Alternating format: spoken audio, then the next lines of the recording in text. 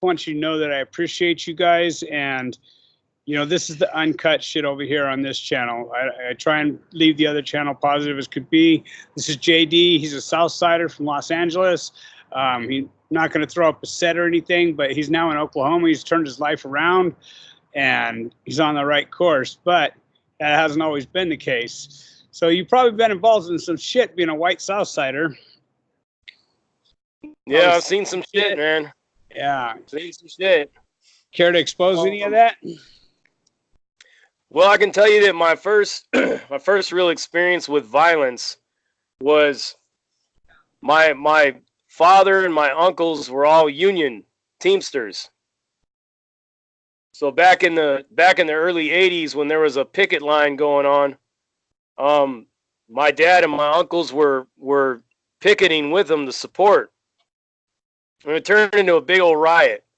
It was they called it like the Kroger. It was when Ralph's and all them Albertsons was trying to talk about. Yeah. So I got to see firsthand like what that looks like, a straight full-fledged riot.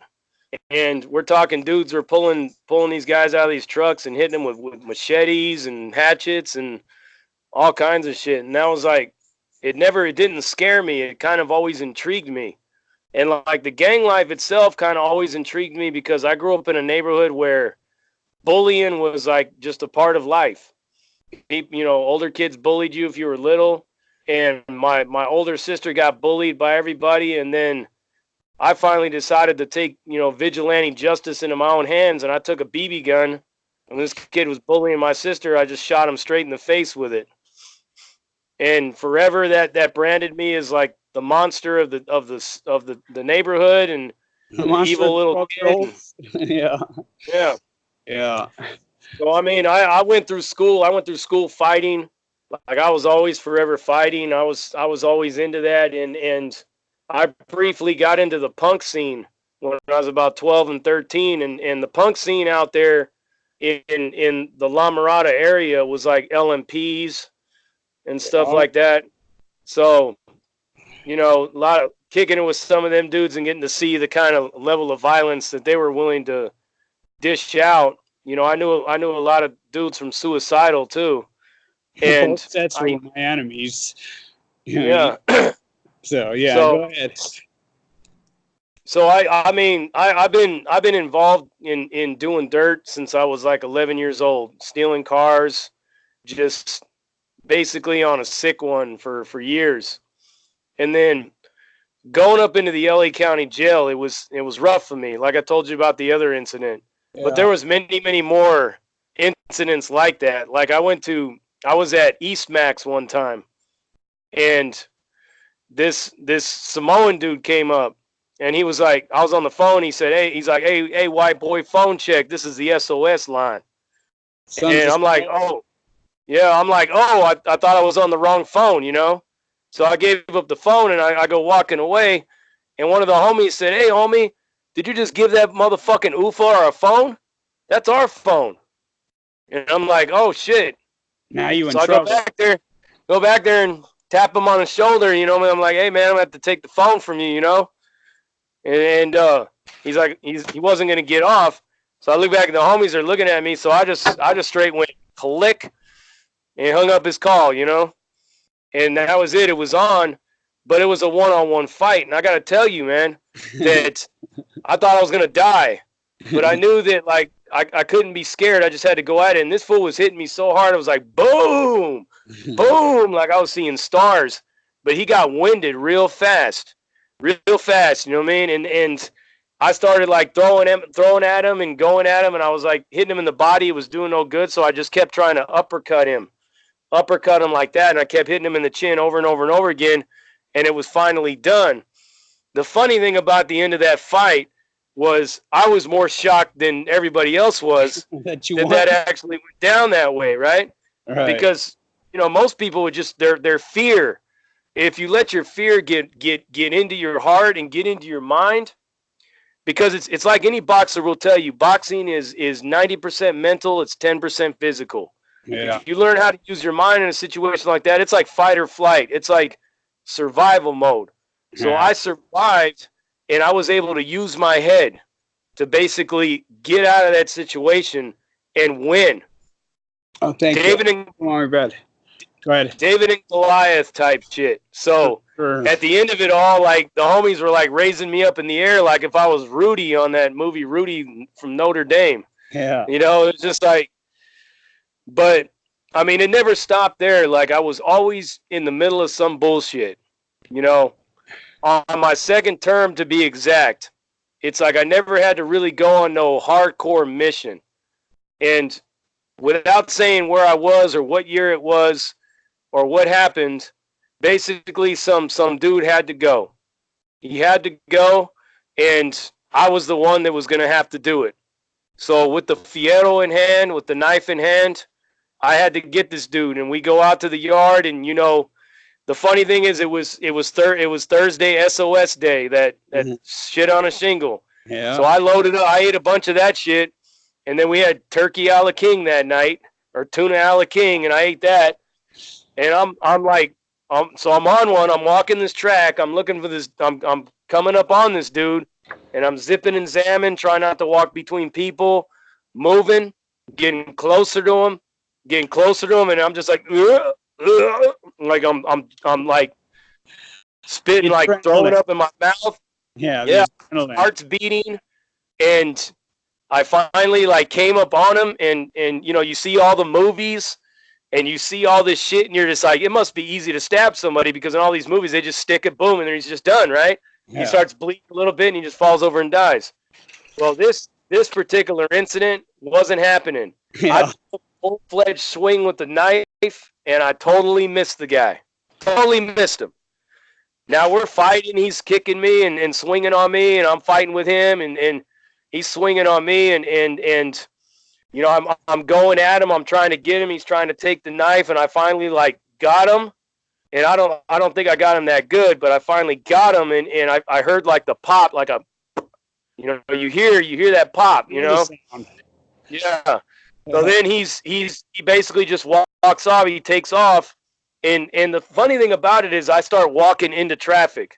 You know, when you're on them upper yards, you got to walk the flow of the traffic. So I'm walking into traffic, and people are like, "Hey, motherfucker," you know what I mean? So my homeboy grabbed me by the back of my jacket and pulled me off the track, and he said, "Man, calm down, man. Just fucking relax, fucking calmate," you know what I mean? Yeah. So he took the fierro from me, and they took me down, and like. I almost, like, in the struggle, I actually fucking almost stabbed myself. I poked myself, but it only left, like, a small bruise. All right. On my chest, right? So I looked. I was trying to say, do you see anything? He's looking. He goes, it doesn't look like nothing. So next thing you know, boom, yard recall. You know, everybody down and all that shit. And they took us and they patted us all down. We go in the unit, and my cellie's like, look, man, they're going to come in. They're gonna start body checking all of us, hands checking us. He goes, that thing. He goes, let me see that bruise. And looked at it. He goes, look, he had hobby craft shit. He had some paints. So he mixed up a little bit of flesh colored paint and kind of rubbed it in there. And you know, they came around and they did the, you know, the hands. Yeah. Turning around, and they just kept going and shut the door. But that whole night, brother, I was just like, I'm gonna get busted. Every time I heard keys, I was like, popping up like a, you know, Jack in the Box, popping up out of my bed all night long. Yeah. And like after a week or so went by, it was like no big deal. But that right there was like, it was a defining moment for me. It proved that I was with the business, that I was willing to handle the work no matter what. And I did that, you know. Right. It's funny you mentioned like in the movies, you know what I mean? All these kids watch this shit and think it's all easy. And like you said, you was throwing up in your mouth, you know what I mean? That's just straight adrenaline. That's not fear. It's just adrenaline, you know? Been there, done that, you know what I mean? When I'm done is usually when I get all nervous, my legs start shaking and whatnot at that point. So, it smell like spaghetti, man. You know what I mean? Even when you're moving through the fucking crowd against traffic. And I'm like I was straight, you know, doing the Dougie and everything at the same time, you know, pop locking. Yeah. So you ever witness anything good behind a puck of tobacco or a paper debt? The worst one I think I saw was in LA County Jail, like specifically in 9500. Yeah. Like I used to describe those bathrooms. It looked like an Aztec sacrificial altar. Just sticks of blood like all around the toilets, like people going in there and getting lumped up, getting knotted up for whatever reason. And you will always hear it all night long. People getting beat up and getting knocked up. That's right by where the white boy racks were too. The bathrooms are right there, and then the white boy racks were to the left. Remember? Yeah. You know. So all right. So you seen what happened there? Yeah, because I remember one time, like, they took us all to the roof. This is like the worst one that I think I've seen. So they took us all up to the roofs, and, you know, some people had their blankets and shit. You know, we sat up on that roof for hours. I don't know if you've ever had to sit up on that roof in LA County. So we're up there on that roof, and the blacks are talking to this one dude, and you can hear it. You know there's tension. Like you could just cut it with a knife. It's so thick, right? And they just started beating on this dude and beating on him and stomping on him and stomping on his head. And this one guy put his foot down, like big old foot too, like down this guy's neck, and you could just see his hands and his feet were just moving until he wasn't moving anymore. So they propped him up and wrapped him in his blanket and just left him there. And that fool was dead like all night, just sitting there. Yeah. Yeah. Until they finally coming around looking for people, and they went to go, you know, calling his name and going over to him, looking down at him, and they said, hey, dumb fuck, what's your name? And he wasn't moving or nothing, and they kick him, and he's dead. Everybody out of here, you know? Yeah. And it's just like, they shook everyone out of there. They told everyone to boogie. Generally, they just gathered the first 20 people right there. Yeah, well, they you know, nobody was standing around them really. Right. You know, people were walking past them, and every now and then, like one of those youngsters, wherever they are from, would walk by and would just, like, you know, nudge him with their foot and kind of kick him and all that.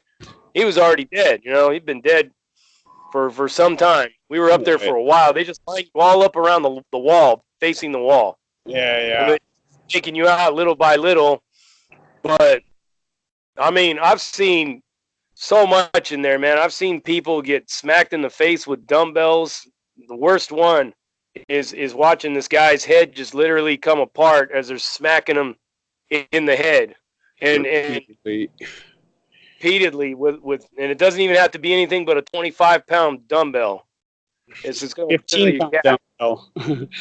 Yeah, 15-pound dumbbell, you get more of a swing to it, does just as much damage. So yeah, which really sucks because it got our iron taken away. You know, it did. Yeah. Yeah. So like you said, there's always something behind what happens, why we lost something, and generally we had everything to do with it. You know. So all right, well, I thank you for, you know, giving a little. I know you don't want to put too much out there, but, you know, the horrific ones are the horrific ones. They're the ones that stay with us. You know. I'm sure he had that coming by his people's standards. You know what I mean? I don't know what he did. You don't know what he did. But according to his people's standards, whatever he had coming, he got. You know what I mean? So, and that same thing goes with your car. The same thing goes with our car. You know what I mean? Like, we take care of business to whatever level we think it needs to be taken care of. So, and generally, I don't know about you, but I never try and get involved in anybody else's shit. I don't care why it happened to him. You know what I mean? I don't care. It wasn't me. You know what I mean? So I just try and stay away from that shit myself. I don't want to hear the gossip, you know? So why don't you throw up your channel real quick? Yeah. So you can go to YouTube. It's called Prison Break Raw. And, you'll know the icon. You'll see it's a picture of me sitting on some stairs. It's a black and white picture. You'll see all my videos. You'll know it when you're there. Good deal. Appreciate your time. I'm gonna go ahead and get at our boy, see how I can get this cut up and start getting you on there. I'll let you know when I drop the first episode, and I'll let you know when I drop Patreon episode. Yeah, let me know when you want some funny street stories of being all spagacked and going on straight missions in the middle of the night, thieving and stealing. What do they call it? What do you guys call it? Going out hinking? Hinking, yeah. So for sure, yeah, we're not done, nowhere near done. You know what I mean? We'll just keep touching bases. We'll see how what you know, how they like you out there. I'm sure your channel will explain how they like you. You know what I mean? By the subs, the new subs you'll be getting. And I hope this helps your channel out. You know what I mean? I'm definitely out to help the next guy out who's trying to help the next guy out. You know what I mean? So I appreciate your time, and I'll get back at you, let you know when I drop this stuff. All right? All right, my brother. Thank you. Thank you for your time. All right, talk to you later. All right, bye.